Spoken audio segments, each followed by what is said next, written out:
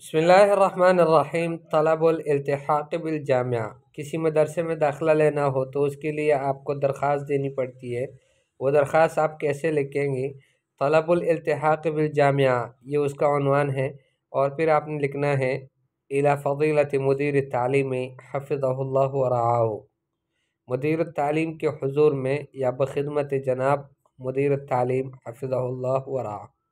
السلام علیکم ورحمۃ اللہ وبرکاتہ، وبعد أفيدكم بأني الطالبة فلانا الفلانية قد أنهيت دراستي في الصف الفلاني بمدرسة فلانية، وقد جرني إلى مدرستكم ما أسمعه عنها من ترافع مستويات الطلاب العلمية، فوددت أن أواصل دراستي فيها، فالمرتجى من فضيلتكم أن توافقوا على ضمي إلى كنف مدرستكم، ولكم أسمى غايات الشكر والتقدير المقدم فلان الفلانی۔ ٹھیک ہے، بنات بھی اسی طرح سے لکھے گی أفيدكم بأني الطالبة فلانة الفلانية قد أنهيت دراستي في الصف الفلاني في مدرسة خديجة الكبرى، وقد جرني إلى مدرستكم ما أسمع عنها من ترافع مستويات الطلاب العلمية، فوددت أن أواصل دراستي فيها، فالمرتجى من فضيلتك أن توافقي على ضمي إلى كنف مدرستك، ولك أسمى غايات الشكر والتقدير المقدمة فلانة الفلانية۔ ٹھیک ہے، اور اوپر آپ نے لکھنا ہے الی فضیلۃ مدیرۃ التعلیم حفظہ اللہ ورعاہا۔ ٹھیک ہے، تو فضیلت مدیر التعلیم بخدمت جناب مدیر تعلیم حفظہ اللہ، السلام علیکم۔ افیدکم کا معنی ہے اعلمکم، اخبرکم، میں تمہیں بتانا چاہتا ہوں یا تمہارے علم میں لانا چاہتا ہوں، یعنی طالب کہ میں طالب علم فلان الفلانی۔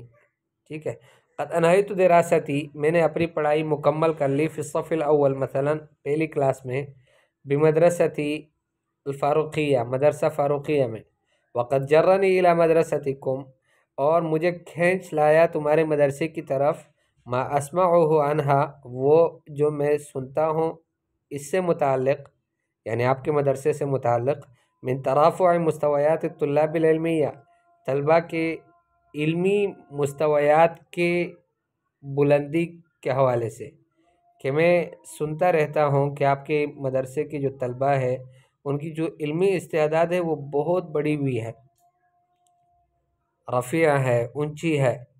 فوددت ان اواصل دراستي فیہا، میں نے بھی چاہا، فوددت، میں نے چاہا، ان اواصل دراستي فیہا، کہ میں بھی اپنی پڑھائی اسی میں جاری رکھ سکوں، مدرسے آپ کے مدرسے میں جاری رکھ سکوں۔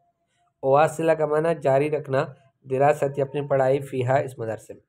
فالمرتجى من فضیلتکم، پس جو گزارش ہے آپ کی جناب سے، آپ